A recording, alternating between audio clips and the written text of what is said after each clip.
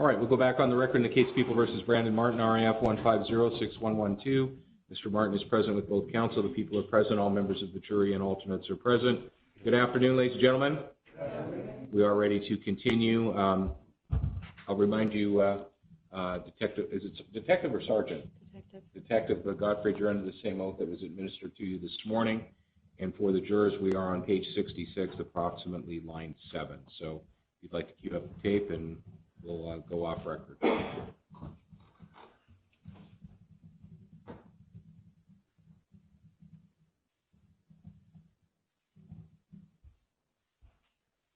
you have anything? Oh, I have blood on his hands from the candle. We check on it.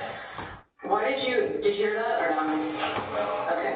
Why did you said that you had blood on your hands because you were checking your dad's head? Or whose head? Checking my dad's head, yeah. Your dad's head, not your uncle's? No, I don't check my dad out.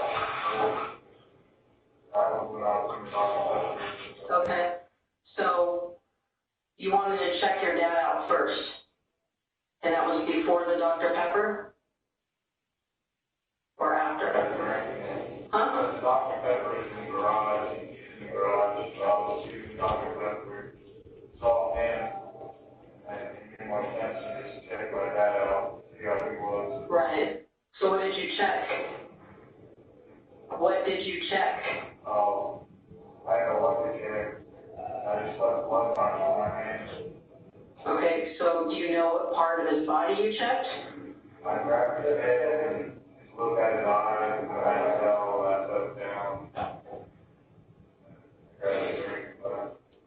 Okay. And is there like a refrigerator outside or, yeah, so you grabbed a drink and then that's when you ended up getting your cigarettes and whatnot and left? Okay.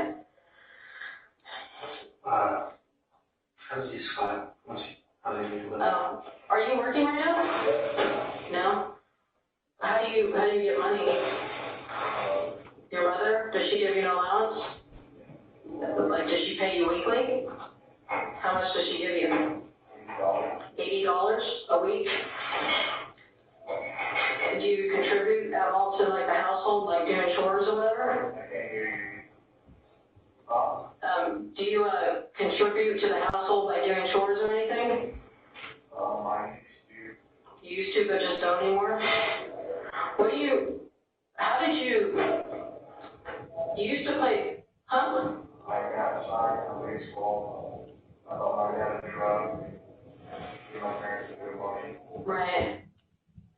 So what happened, Brandon? I mean, you were playing baseball. Where were you playing baseball at? I was playing high with the Tampa Bay Rays. I got 3 real marijuana drug tests. I had to go rehab for it. She said I was going high. They never released me after that. Okay, so you failed marijuana 3 times. Was there any other drugs that were found? Just marijuana? And then they told you to go to rehab? I'm sorry, they told you to go to rehab? Okay, and, huh? I was going there. I had to have that lady call me back, set up appointment. She never did. So you never went to rehab then? You were told to and you didn't? I did every night. Like, what, was it like an actual facility where you have to stay for 30 days or was it something different? Like what did you have to do? Did that talk to the doctor. I was there 4 times. Okay, and that was that back in Florida? That was here? So they dismissed you from the team because of the marijuana usage? Okay. How come you couldn't just get that under control? What was the problem? How come you couldn't get your drug problem under control? What was the problem?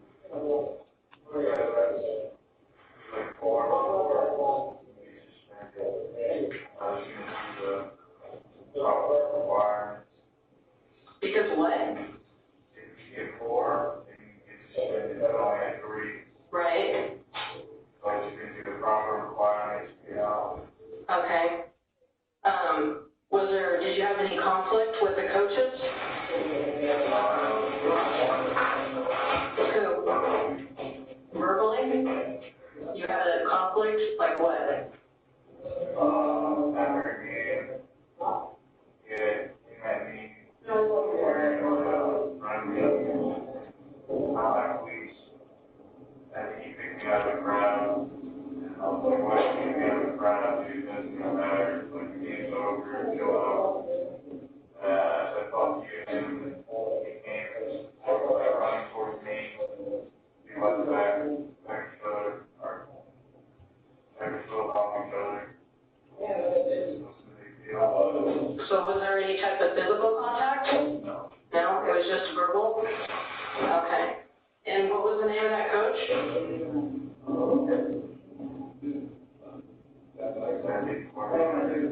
The what coordinator? What did you say, head coordinator? What was his name? Huh? Q? Okay. Q or Q? Q. As in the letter QRS? Okay. Anybody else you have any problems with? No? Okay. How much did they pay? How much did you get paid? If you don't mind me asking. I signed for $860,000. Every month it was like $1,100. That's a lot of money, a lot of responsibility. Did you invest any money or? Yeah. So do you miss it? Do you want to go back? Yeah. Why do you want to go back? Because I know there was one thing that, like right now, I could probably achieve that. Make a lot of money. Yeah. So, I'm really proud of it. I love football, Yeah. so. Hey, what happened to your face? So when you fell? Like fell from the window? Did you fall one time or did you fall more than one, or did you trip? You fell once? Okay. Can you see if you can on it?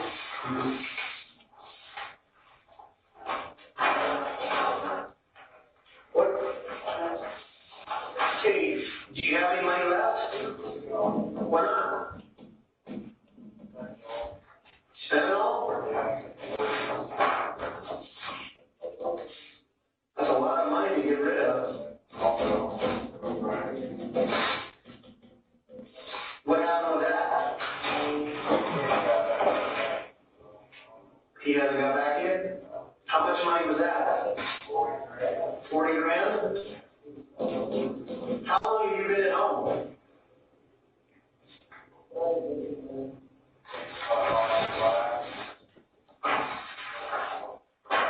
Since last season?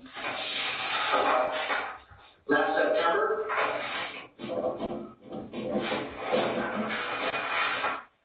You ever owned a house? Right. You rent it?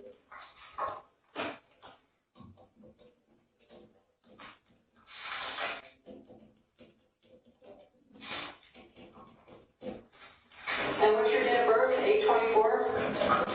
93?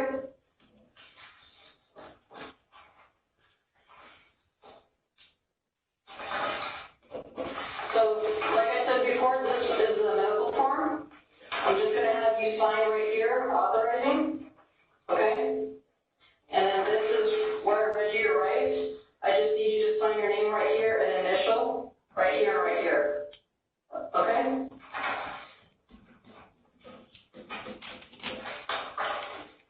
Can we get him to sign a couple pieces of paperwork? Yeah. Where's his phone? His personal phone. Where's your personal phone at? You have a pen for him? I'm sorry, what? It's in the car? Okay. Is there anything else in the car that I should be aware of? Your dog? Okay.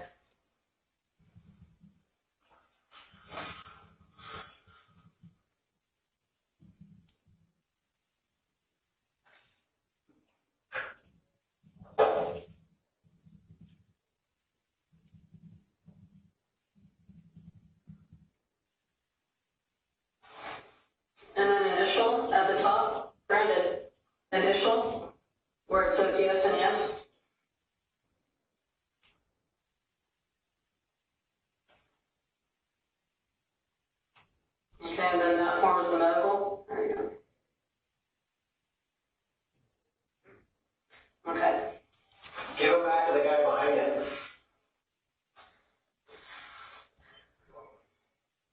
And the pen. Is there anything else? Let me ask this, Brandon, is there anything in the truck that isn't yours? Yeah. All of it. All of it? So the only thing that's in there is the phone, that's yours? Your what?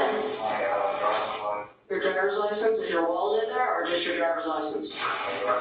Okay, why is your driver's license in there? Because what? Okay. So what about all the other keys? They're in there also. They're in there too? Okay. And the phones, you got rid of all those because you didn't want them tracking you? Okay. And is there anything that you think that I should know right now that you want to tell me? No? Jim? Yeah. Hey, Brandon, do you think it's okay to go through someone's pockets when they're dead? You think that's okay? So if you were to pass away, it's okay if someone just comes by and takes your wallet? You don't have a problem with that? Come on, Brandon. You know you're a good person. Hey, let's be honest. Do you think that that's okay? Brandon, you went to Santiago, didn't you?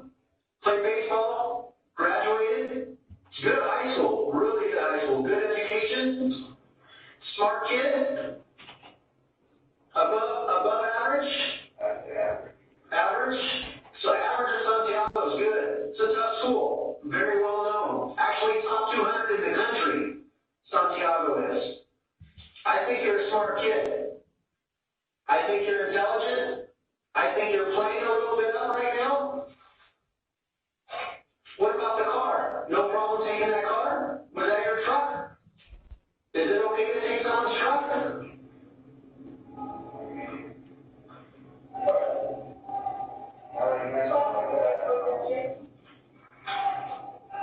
What did you just say?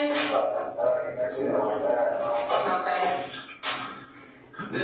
Carlos Jr., is that all? Did he have money in his wallet?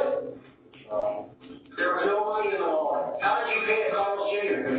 I have money too. You have money yourself? How much money did you have? $6. And your dog slept with you in the car? Yeah. What kind of dog is it? Palmer.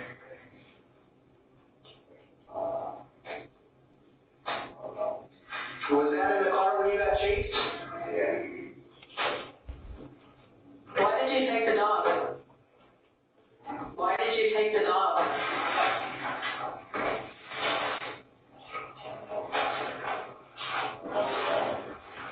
You don't know what?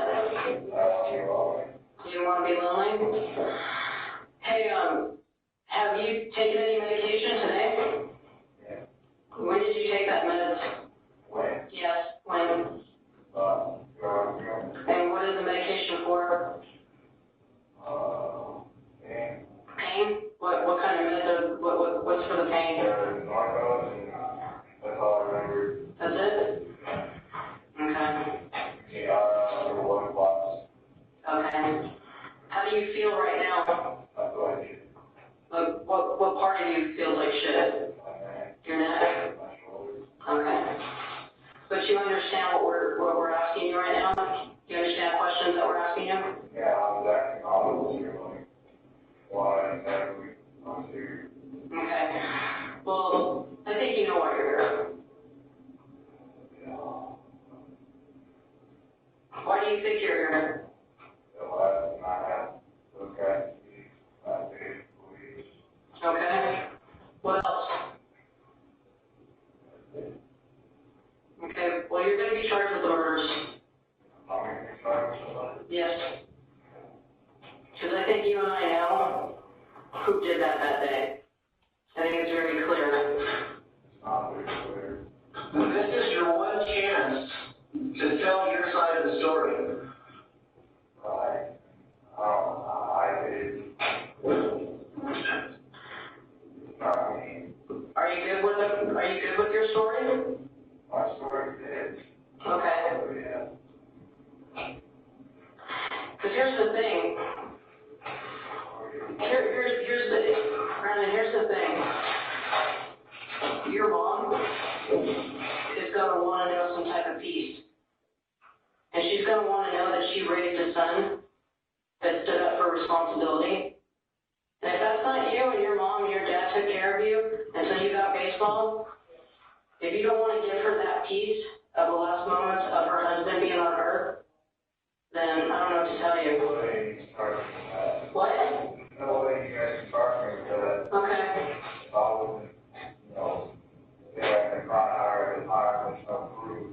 Okay. So there's no proof? Yeah. Okay.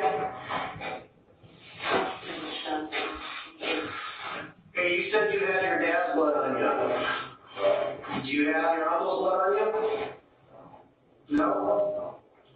What about that other guy you don't know? You have any of his blood on you? And if you do, how would you explain that?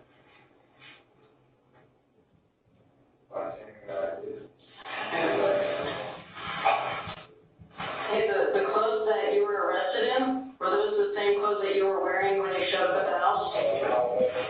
Yes? So you didn't change? Okay.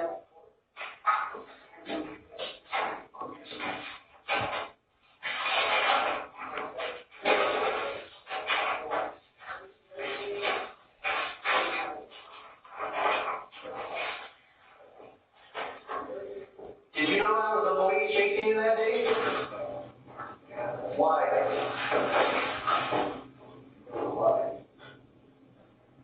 Did you hear anything? Did anybody ever tell you to stop?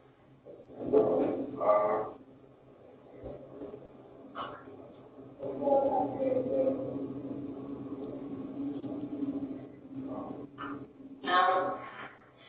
Sirens? So you did hear something? Somebody said yell? What's that? There was a yell, then you stopped. Where did you stop at? Okay. That house that you went into, did you know anybody that lived there? No. And you got in through the sliding glass door or something different? Was there anybody there in the house? Who's there? A lady? What was she doing? Okay, did she say anything to you? Did you say anything to her? Did she see you? Okay. Did you call anybody with your phone when you got out of the hospital that day in the morning? Did your phone work?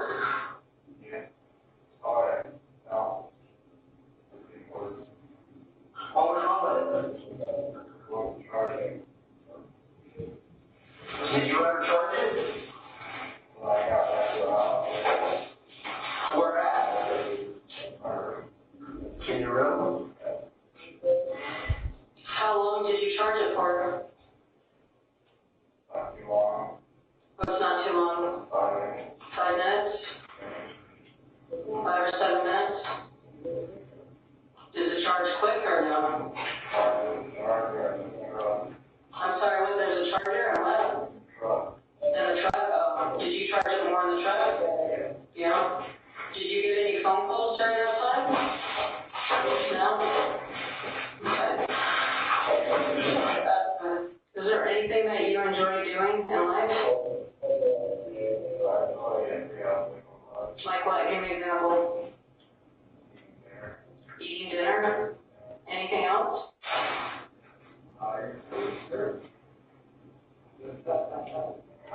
Hanging out? Not being alone? Do you have any goals? Go to school? Anything else? Family? your mom anything, what would you tell her right now?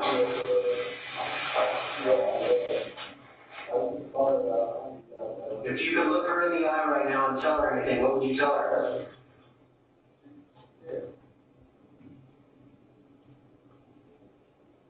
I know exactly.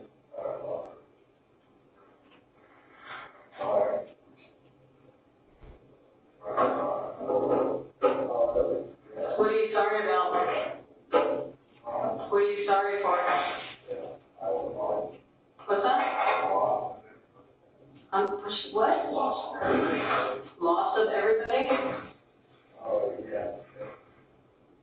How do we go to Melanie right now and tell her we know what happened when we know? What are we supposed to tell her?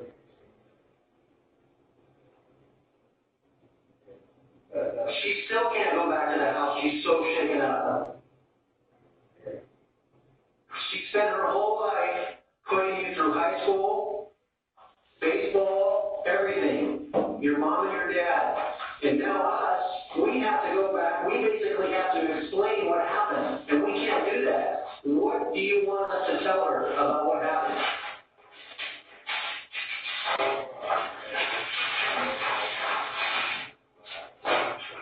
What's that like? And she's supposed to believe that?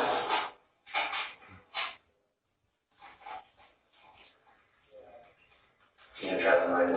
Yeah. Hey, Brandon, would you be willing just to write down your story so that I could show it to your mom? You know, because I just want her to, I mean, obviously she can recognize your writing, right? I said, it's obvious that your mom can recognize your writing, right? Your mom doesn't know what your writing looks like? Okay, but she knows your signature. Okay. So, why don't you go, if you don't mind, writing down what took place that day from the time that you got out of ETS to when you were basically arrested, okay? Do you mind doing that? No? Can you guys pass this to me, please? Thank you.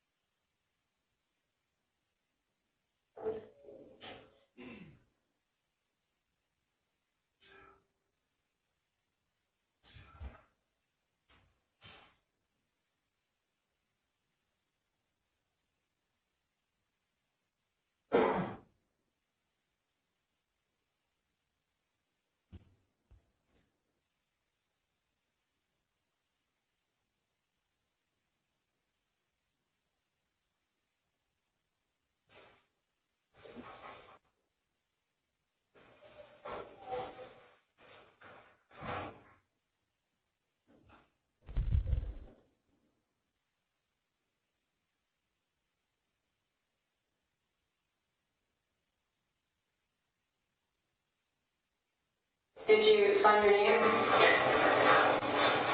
You can sign it and then date it and sign on both sides.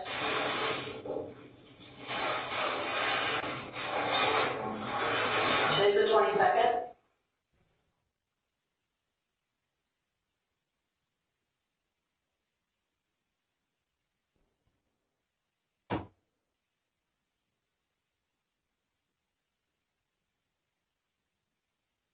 Hey, Brandon, what kind of bat was that? It was a model that I had selected. It was the model that you had selected? Which was what? Well,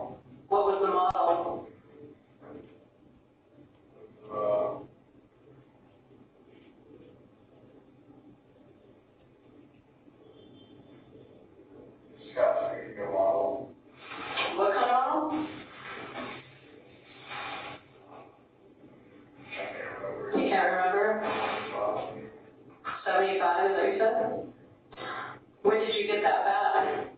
My agent, Your agent? How long ago was that? it's, she wanted to keep running, a lot of money. A month ago? She was. Yeah. Hey, can you get that paper or pen back, please?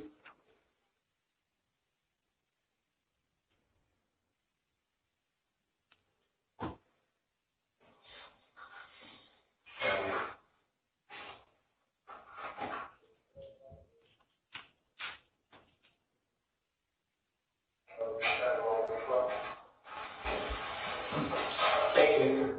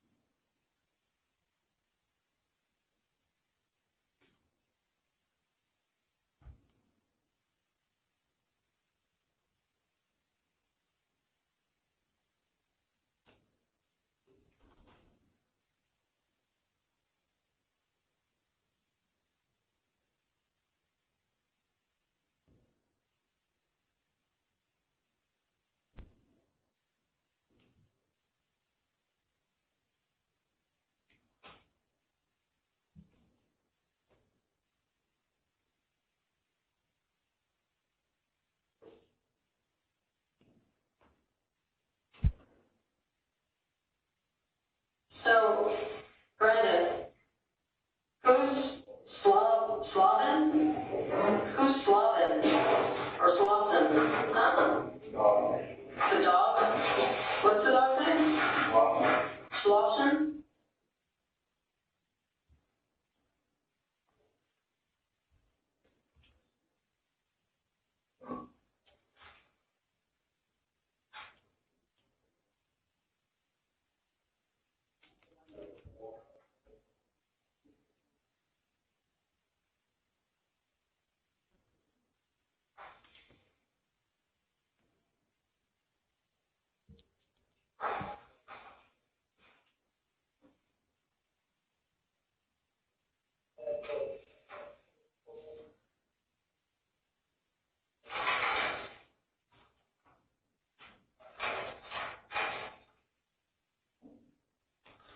So, you thought that was your new car? So that's what we do, we just take other people's stuff and say that that's ours? Like that, Huh? Huh? like that. What do you mean if it's like that? That's what you just said. You said that I stayed the night in my new car. Huh? I can't hear you. Because what? So that makes it your car. Not necessarily, like they're sold it. You said that you had gone back to the house. Did you ever go back to the house and take police back? I drove by. You drove by and you saw the police? Where about, like, what time would you say that you drove by? It was late. Let me see. I don't know how long ago. So around 8? So why didn't you, if you were waiting for your mom this whole time, why didn't you just show up?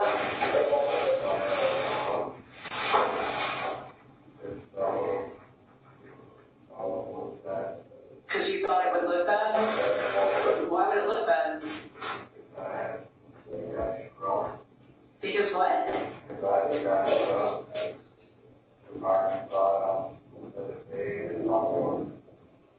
Because you had the guy's truck and what? You had another day in mind to talk to her? I wasn't really gonna talk to her that day because the IRS people, one of the IRS people had, place I stayed in contact, and I already talked to her. Said that she won't be living with them. Who told you that? So the doctor there, The doctor told you at ETS said that your mom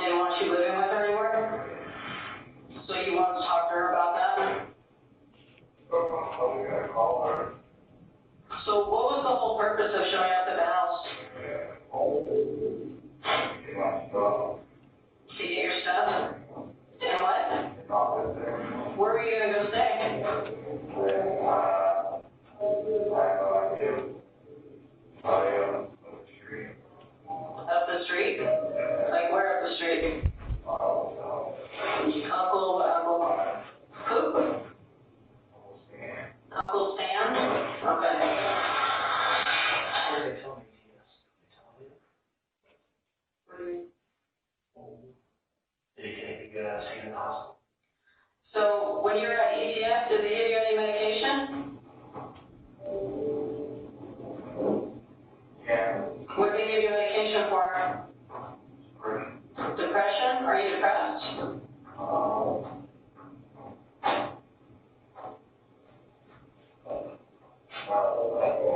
Not anymore? When you were depressed, what were you depressed about? Losing your job, being baseball? Okay. What else did they do there for you at ETS?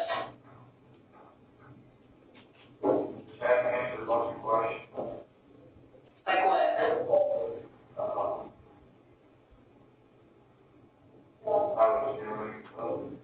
what did you tell them?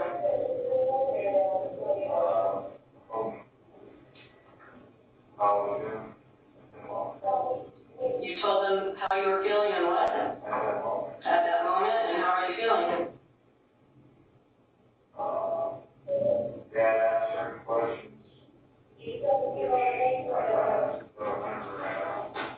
Okay, you don't remember what those questions are?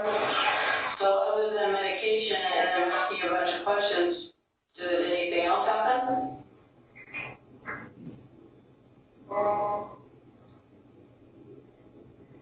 I just did my facility with another guy.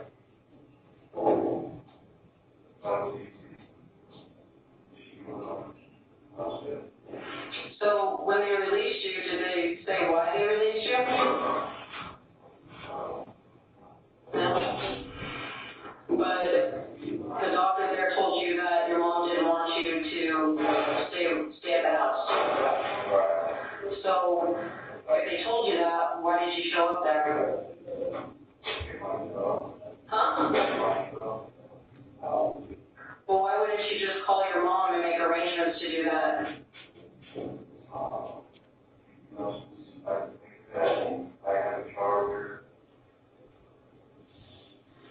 Well, do you have any friends?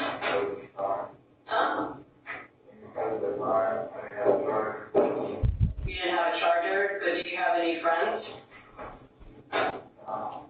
You don't have any friends? Why not?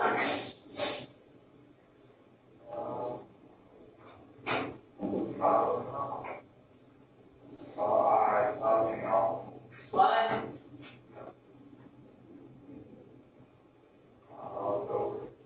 Say again?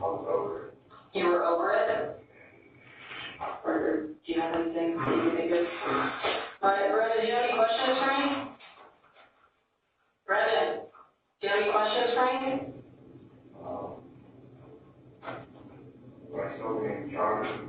Yes.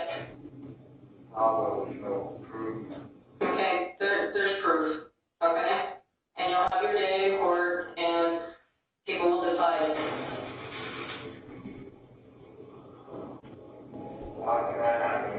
It's easy, because you're where you're at right now, that's how it happened, okay? That's why it's important for you to be, truthful.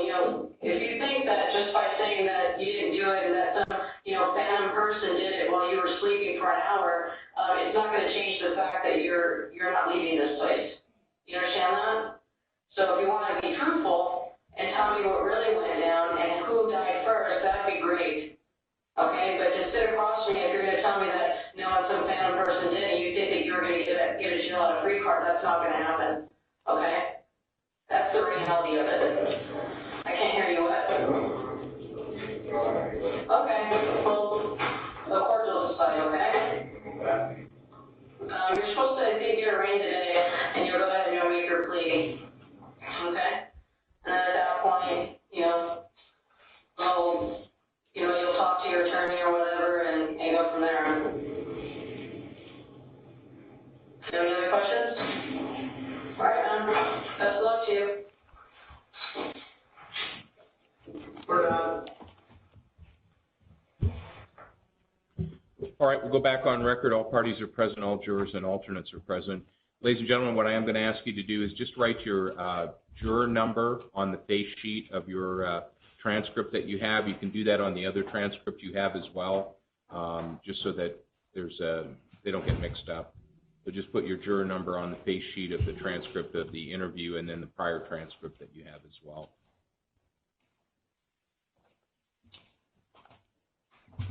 All right, Mr. Kearse, you may proceed. Thank you. Just a couple of questions, Detective. During the course of the investigation, we know from that statement we just heard that keys from Ricky's pockets were taken, correct? Correct. And keys from Barry Swanson's pocket was taken? Correct. And his wallet? Yes. And apparently a knife as well? Yes. In terms of the household itself, did the homeowner, Willie Martin, ever tell you that if anything else was taken from the home? Not that I recall, no. Right, so the TV wasn't taken? No. The stereo wasn't taken? No. Any jewelry that she may have had in her bedroom wasn't taken? No. Okay, so what we know that was missing from the home, or from that was stolen from there, was the keys, the wallet, cell phones? Yes. And Mr. Swanson's truck? Correct. Ross?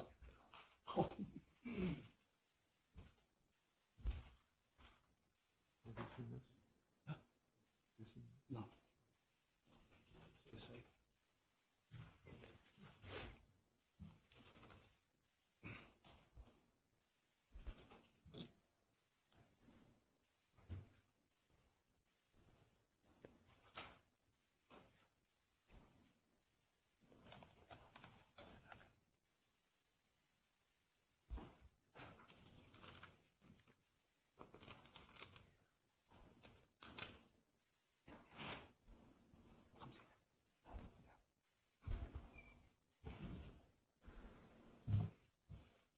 Your interview took place on September 22nd, is that correct? That's correct.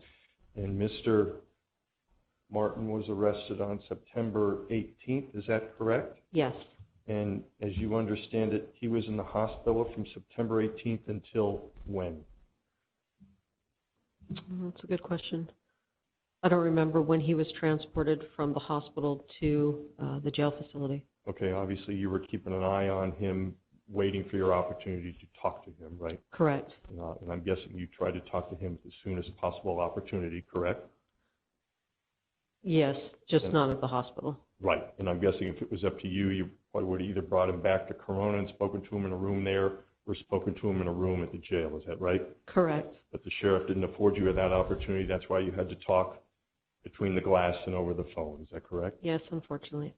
Earlier in the interview, we heard you made reference to Brandon getting upset and crying. Do you remember that? Yes. I believe the topic was his father, is that right? That is right. And when you were talking about him crying, would you describe what you saw on Mr. Martin's face? What did you see? I saw tears.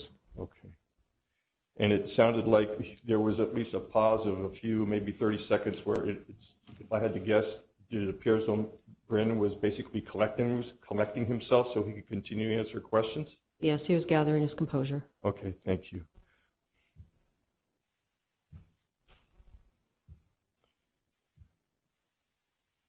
Did you notice any injuries to Brandon's person when you spoke with him on the 22nd? Yes, his face. And describe what you saw on his face. He had bruising and scabbing to his face on his cheek area. On his cheek? Correct. Okay. We also heard you talk about a letter that you had him write. Is that correct? A letter? Yes. Yes. All right. I'm going to put an A on the back of this, Your Honor. All right, defense A. I'm going to show it to you.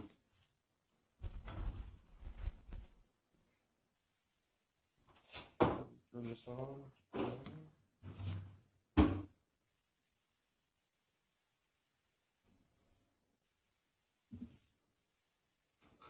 Can you see the exhibit on the screen in front of you?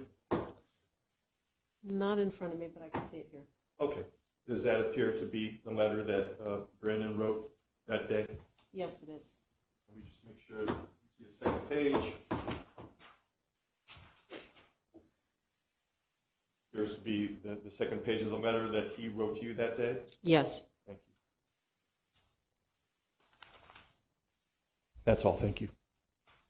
Any redirect, Mr. Kurz? Your Honor. The witness is excused or subject to recall? She's our investigating officer. All right. So we'll have you be subject to recall. Thank you, Your Honor. All right, next witness. There's people called Howard Kaplan.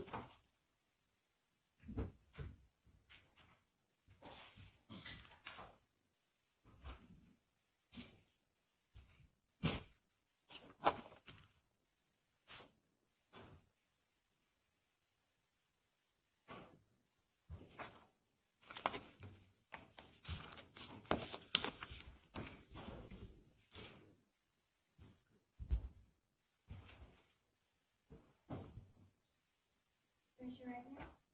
You gave some faith that the evidence you should now your study the I do.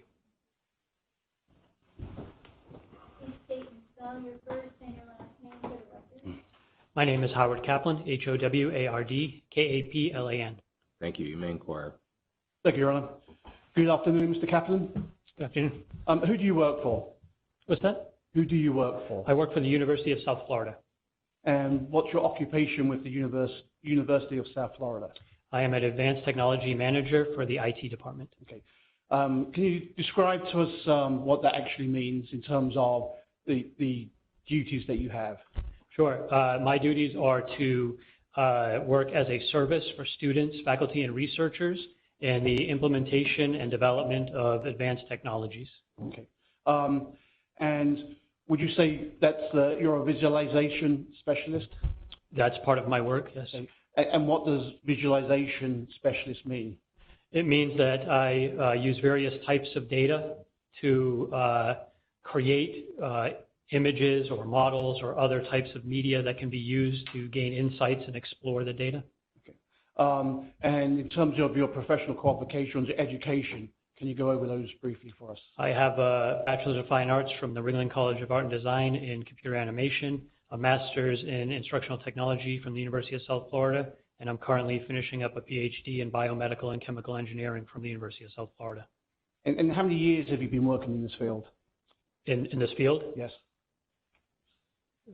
Maybe 20 to 25 years. Okay.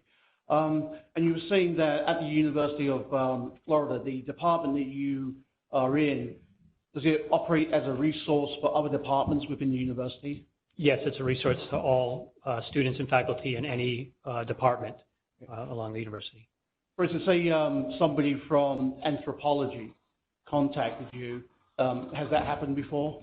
It's happened several times. Anthropology deals with forensics. They deal with paleontology, archaeology.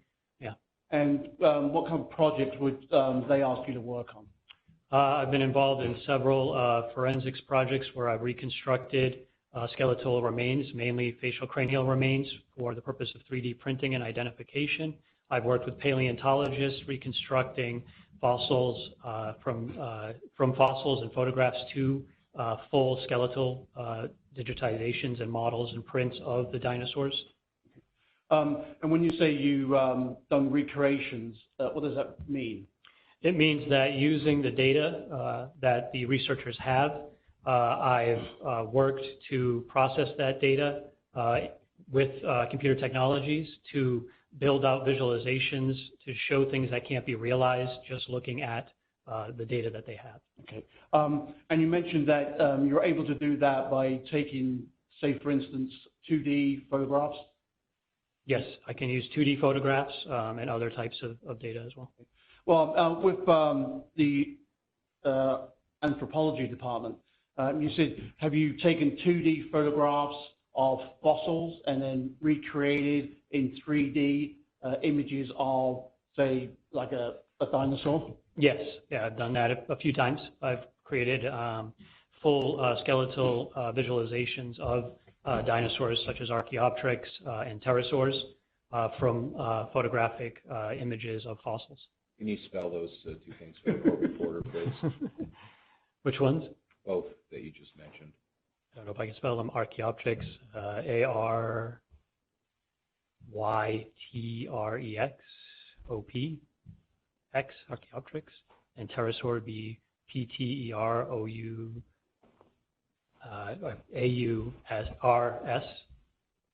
pterosaur, something like that.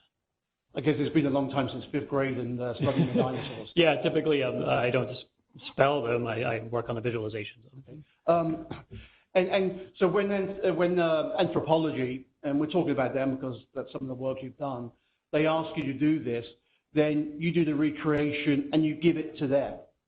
Yes, yeah, typically, again, I'm a resource, so when they need assistance with the data and they want to visualize the data in different ways, they contact me and I work with them to manipulate that data and create the visualizations, and then they use it for their research and whatever else they're doing.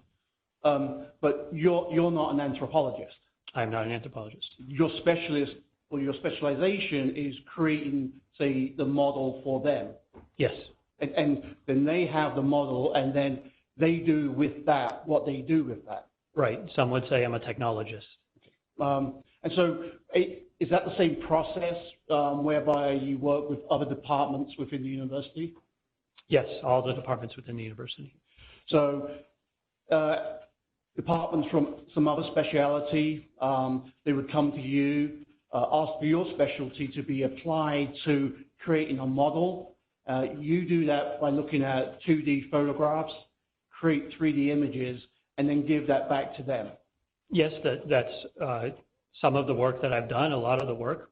There's other data that I've been asked to explore too, text-based data or just numeric-based data that can be visualized using other processes, and things like graphs can be created or interactive media. But yes, a lot of the work I do deals with creating three-dimensional data. Okay. And often from two-dimensional sources. Yes, often from two-dimensional sources. Okay. Now, with respect to the Riverside County District Attorney's Office, were you contacted by our office in 2017 to see if you could do some work in creating 3D images for us? Yes, someone from the office contacted me in 2017 to do some work on reconstructions. And do I understand from time to time you at the university will do pro bono work? Yes, I do a lot of, basically all the work that I do for law enforcement is pro bono work because I'm able to choose the projects that I want to work on. And when you say other law enforcement agencies, who else have you worked for on a pro bono basis, devoting your time to law enforcement issues? Back in 2008, I worked for the Massachusetts State Police Department on 2 cases for doing composite, what some would call a composite sketch, although I did it in 3 dimensions as opposed to 2, using witness or victim testimony. I've done work for our forensic anthropology lab at the university that has cases for our local counties as well. Okay. So in terms of the work you did with us, and we'll go over, you brought a PowerPoint for us to go through, yes? Yes. Okay. We'll go through that in a moment. So we sent you photographs of the named victims in this case, correct? Yes. We sent you photographs of Barry Swanson, Ricky Anderson, and Michael Martin. Correct. Okay. When photographs of when they were alive, and then also the autopsy photographs. Yes.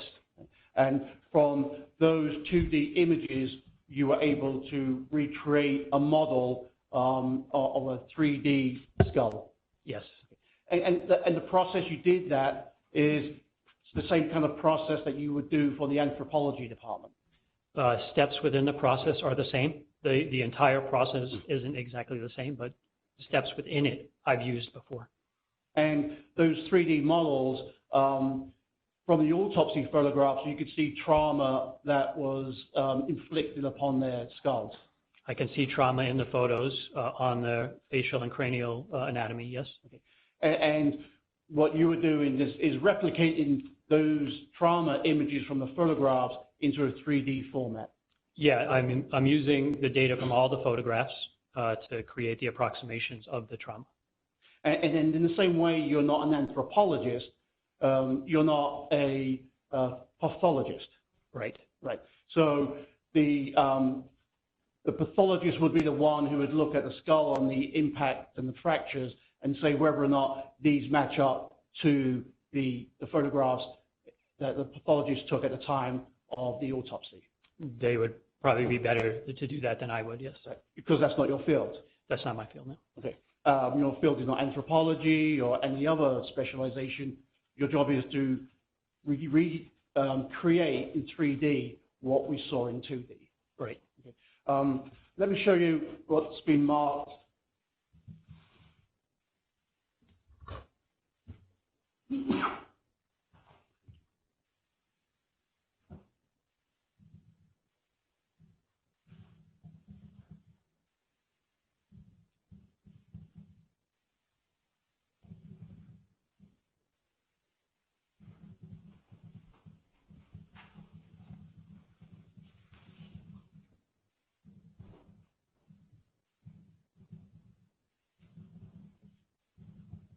Let me show you what's been marked as 243 for identification. I'm holding this up for you. Do you see that, Mr. Kaplan? Yes. And what are we looking at there? That is Mr. Martin's facial cranial approximation 3D print. Okay. And if I place this on the Elmo,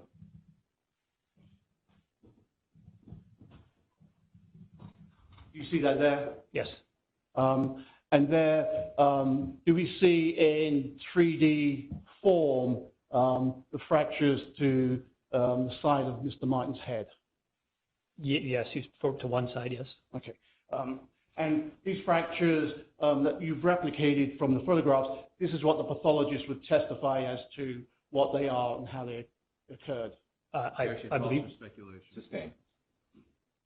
But it's not your job to tell us about the fractures on that head. No, those are just what I observed in the photos.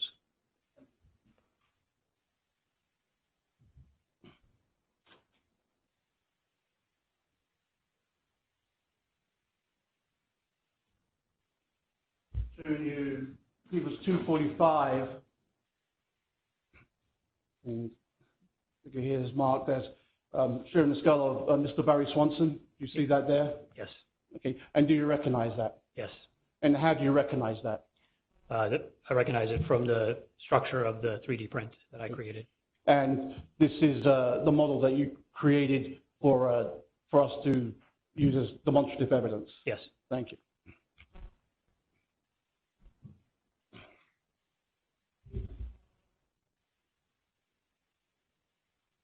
Now I'm showing you what's been marked as 244 for identification. And you see that? Yes. And what's that? That's Mr. Anderson's 3D printed representation that I did for you. And again, you recognize it because you were the person who created this? Yes. Okay. And this process of replicating these 3D processes, how many times have you done that process in your career? Going from photographic representation to 3D model, maybe 60, 70 times. Yeah. And in terms of creating a model, you create it and then you give it to a pathologist or you give it to an anthropologist, and that's what they get. Mm-hmm. So creating a 3D model, I've done it hundreds of times. Yeah. And in terms of creating a model of a human skull like this, is this the first time you've done that? The first time I've done this particular process, but not created reconstructions of 3D skulls before. Okay. So you have created, on how many occasions would you say? Probably 100 at least. Okay. And was that working with law enforcement as well? Working with the Forensic Anthropology Department at the university who does cases for law enforcement, yes. Okay. And again, put this exhibit on the Elmo. You see there, we see in 3D format the fissures and fractures to the skull.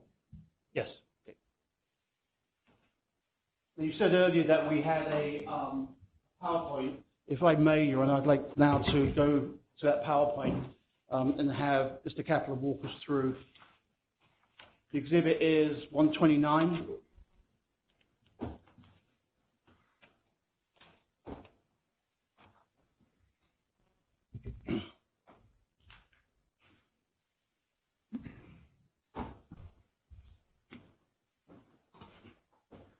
And Mr. Kaplan, as we go through this, if you could just tell me when you need to go to the next slide, and I will hopefully press the appropriate buttons.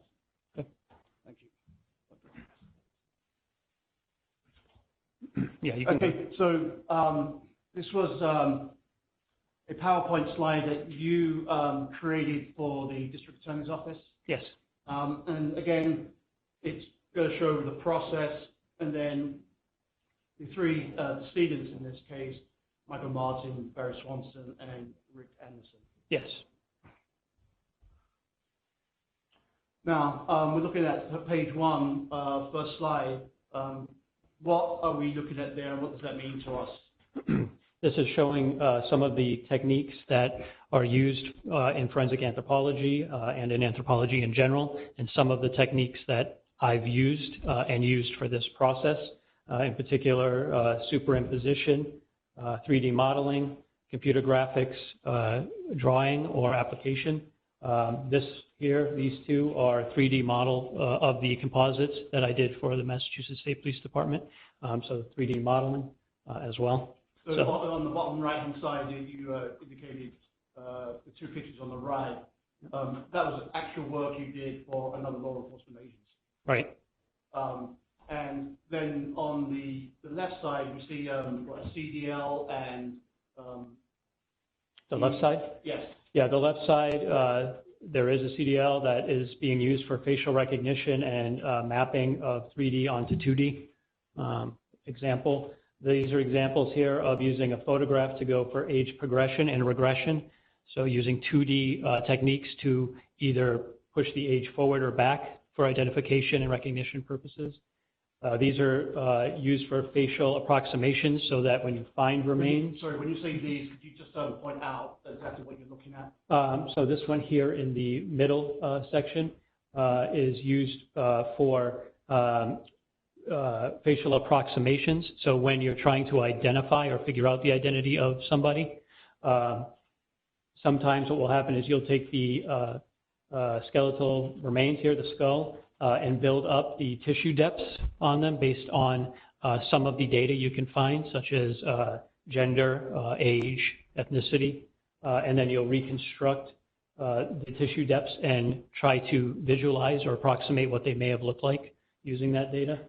This is superimposition, where you so in the middle, where you put photographs over one another or over 3D models and one another. So you overlay different types of data in order to identify or align or gain some other insight into that. These are the same, facial approximations and reconstruction. Those are the ones in the top right-hand side? The top right-hand side, and then these two over to the left are reconstructions, again, similar, and superimpositions, the same thing. Okay. Let's move to the next page. What does practice mean here? So practice is the same continuation. It's just showing the same type of techniques and tools. So three-dimensional tools, computer graphics tools for 2D and 3D can be used on things such as paintings when we don't have images available to recreate how that individual may have looked and what the anatomy of that individual may have looked, including going into dental anatomy. And over here to the right side is a facial approximation that I did based off of a Neanderthal skeleton or Neanderthal skull. So using the Neanderthal skull and doing the facial approximation of tissue depths, building out the tissue depths digitally to create what a Neanderthal face or skull may have looked like. And the models that we're talking about, they're not necessarily the size of the actual skulls, but they're to scale. These? Well, the ones we looked at earlier. They may not be to actual scale, they're approximations. Thank you. And what about just the Neanderthal there? What's that? What about this chap here? Yeah, so that's the same process, except done digitally, where you take a skull, fossil, in this case of a Neanderthal, and build up digitally the three-dimensionally the tissue depths, and then digitally sculpt out what the face may have looked like, and then here's a 3D digital model and the 3D print version of what that individual Neanderthal may have looked like. Okay, let's move then to the 3D printing aspect of what we're talking about here. Yes. Obviously, this involves certain technologies and techniques. Could you go into those briefly for us? Sure. So there are various technologies and techniques and skills that are needed. Obviously, 3D modeling, understanding of 3D printing, and the tools themselves. So these are examples of, this is a 3D skull and pieces of the anatomy that were 3D printed.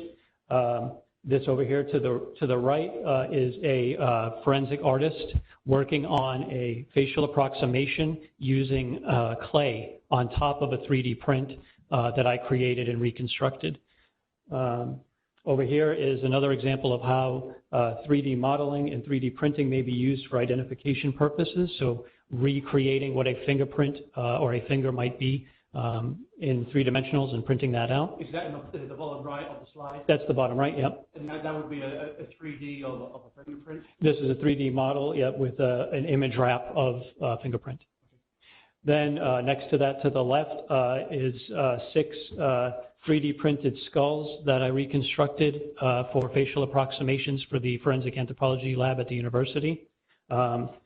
This over here next to that in the center is a facial approximation work in progress using the 3D printed skull underneath. This one is one that I was actually doing in clay. And then here is a 3D print of what appears to be an accident reconstruction or visualization. Okay. Let's talk about the methodology that you're using when you are creating these 3D models. Yeah. So there are 3 main steps when creating these particular visualizations. First, there's the data correction or parsing or organizing step. Then there's the transfer and placement of 2D to 3D model. And then there's converting that 2D transfer to the actual model and 3D printing.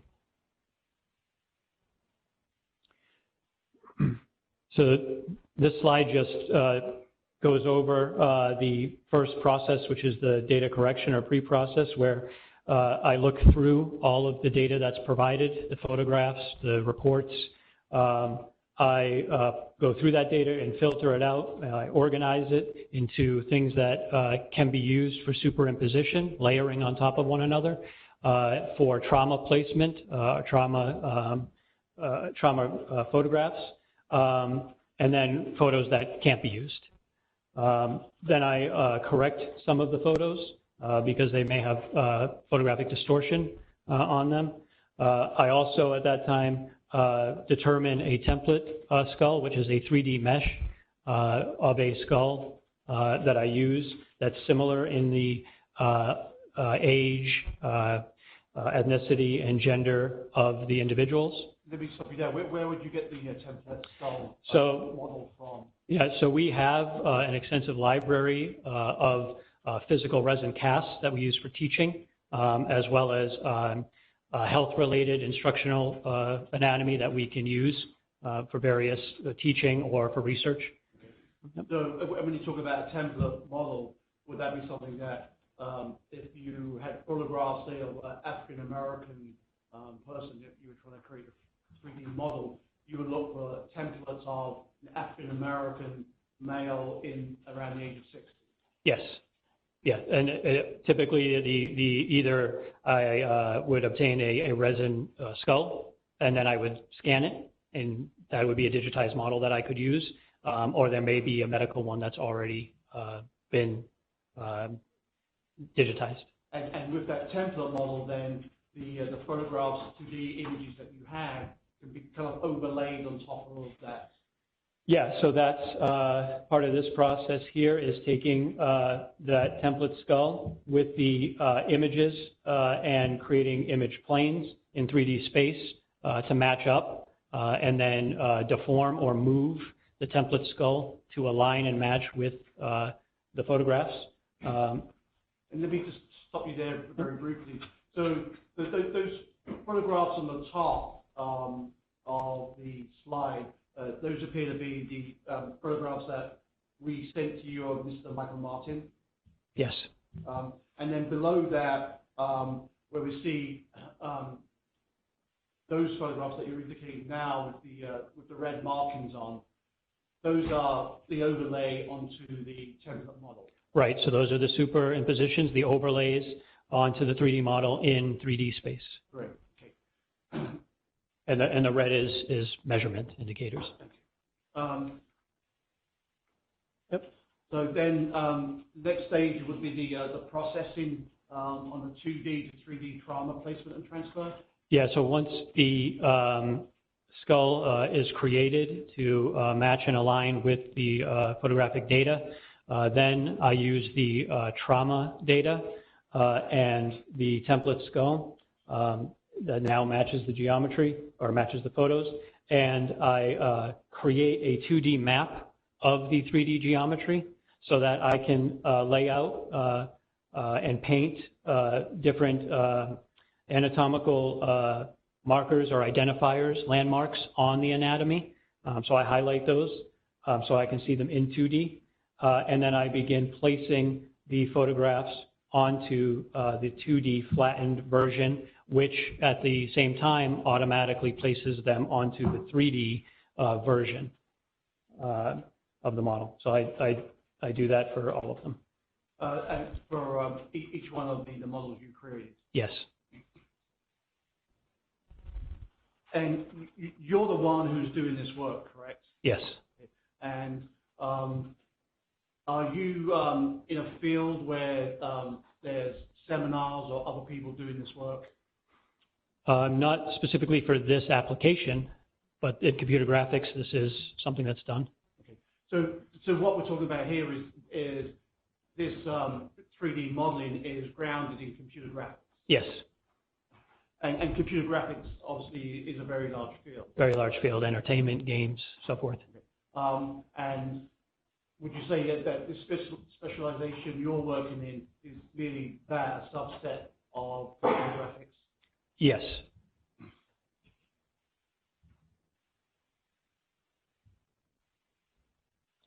So this is the final stage of the process where once the photo is mapped on, it's actually applied to the polygons or surface of the model. And then what we call a mask, a selection mask, is created from the actual photo map. And that, in turn, mask is then used to deform the model so that the trauma appears on the actual geometry. And then it's exported out for 3D printing. Okay, so that next step is what that's now created in the computer software. Yes. And then you, just in the same way as I might be printing out something from my office computer, you just press F7, send. Yeah, it has to be imported into the printing software, like a 2D printer would have settings, and then you just say print. Right. And the 3D printing's been around a fair bit right now? 3D printing is, it's been around for a while, and over the past 10 years, I would say it's become more common. Yeah.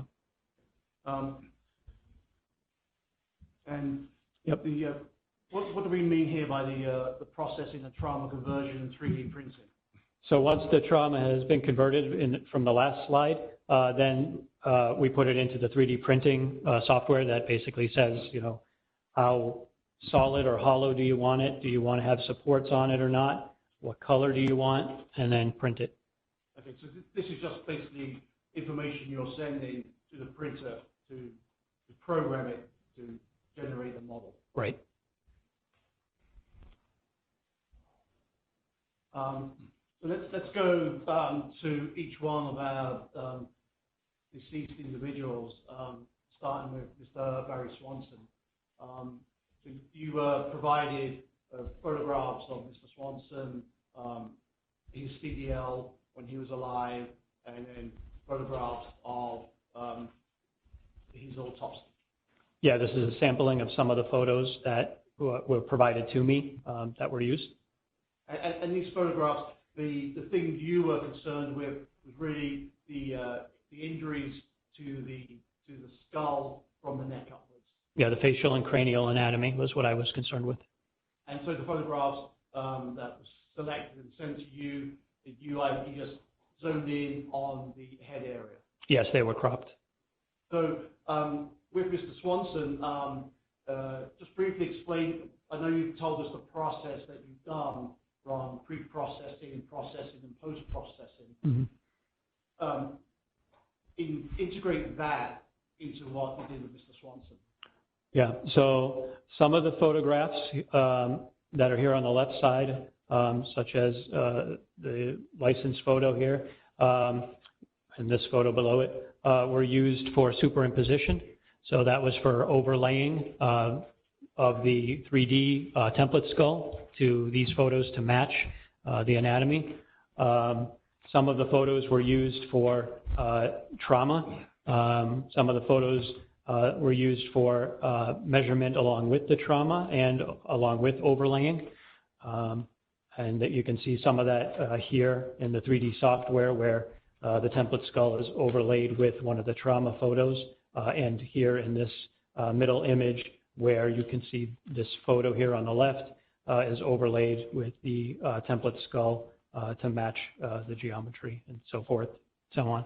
And then again, the trauma placement and then 3D printing setup and final 3D print on the bottom. And that process explained is what we saw here, recall the model of Mr. Swanson's skull. Yes. And the data that you're using is just replicated from those photographs that you saw. Yes, the data is just from the photographs. Right.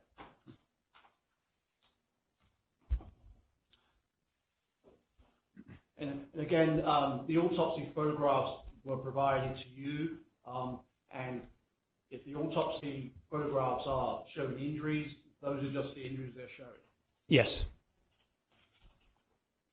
Now this is Mr. Michael Martin, and he was a black male, 63.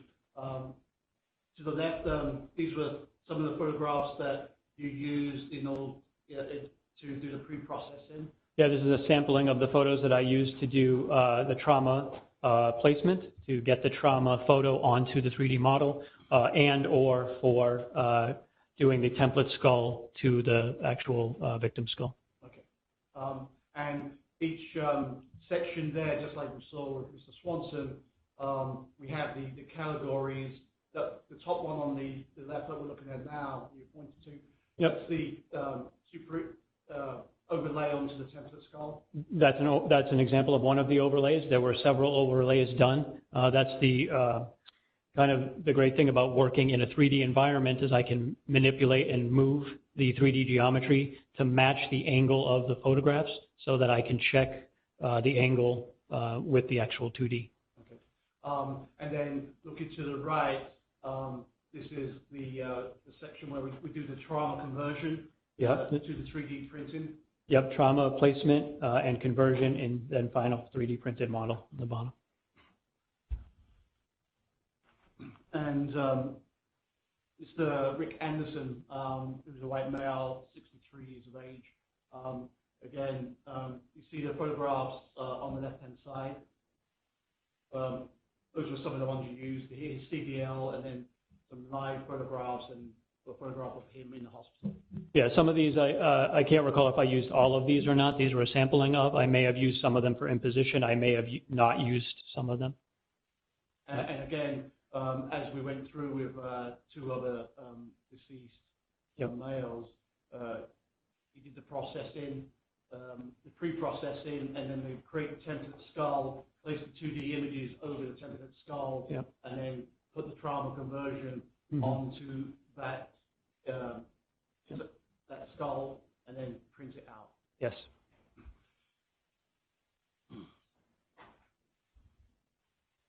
What are we looking at here? This was one of the studies I did to determine how similar a reconstruction I did based off photograph was to a 3D scanned or digitized version of that scan. So starting with one of the resin models or skulls, I used the surface scanner to digitize it. That created a 3D model. That 3D model was set aside in a separate file.